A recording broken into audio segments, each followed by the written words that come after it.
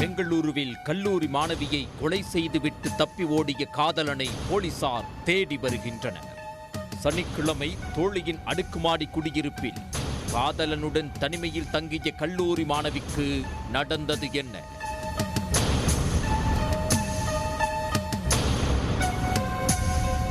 ஆந்திராவைச் சேர்ந்த 21 வயது தேவிஸ்ரீ என்ற மாணவி பெங்களூருவில் உள்ள ஆச்சாரியா கல்லூரியில் இளங்கலை வணிக மேலாண்மை இறுதியாண்டு படித்து வந்தார். அவரும் பிரேம் வரதன் என்பவரும் காதலித்து வந்துள்ளனர். இந்த நிலையில் சனிக்கிழமை காலை 9:30 மணியளவில் பெங்களூரு தம்மேனஹள்ளியில் உள்ள தேவிஸ்ரீயின் தோழி மானசாவின் அடுக்குமாடி குடியிருப்புக்கு காதலனுடன் தேவிஸ்ரீ சென்றுள்ளார். மானசா வேலைக்கு சென்ற நிலையில் காதல் ஜோடி அந்த அடுக்குமாடி குடியிருப்பில் இருந்துள்ளனர்.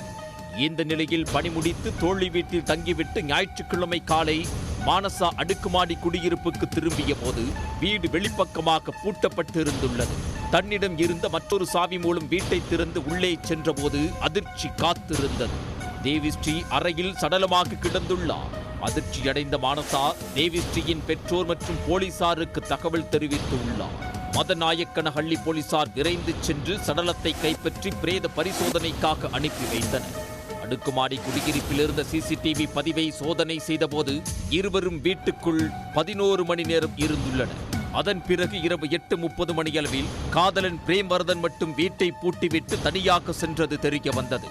மேலும் பிரேத பரிசோதனை முதற்கட்ட அறிக்கையில் தேவிஸ்ரீ கழுத்து நெரித்து கொலை செய்யப்பட்டதாக தகவல் வெளியாகியுள்ளது.